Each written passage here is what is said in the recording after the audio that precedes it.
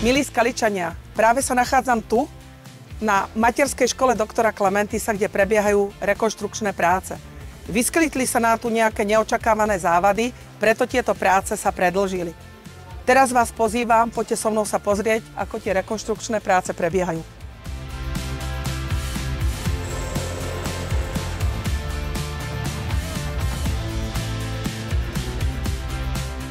Základnou myšlenkou rekonštrukcie tohto objektu bolo zateplenie objektu, oprava strechy a výmena otvorových konštrukcií.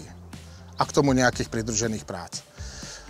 Pri nástupe však boli zistené ďalšie komplikácie ako havarijný stav kanalizácie, rozpadnuté rozvody vody, opadnuté omietky, nefunkčná elektroinštalácia a mnoho ďalších.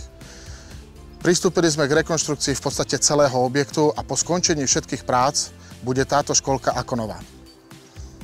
Komplikáciou pre nás je tá, že tu namiesto jedného dodávateľa máme o mnoho viac a musíme s nimi pracovať so všetkými, ale k úspechu všetkých. Robíme tak, aby v septembri bola školka k dispozícii všetkým deťom.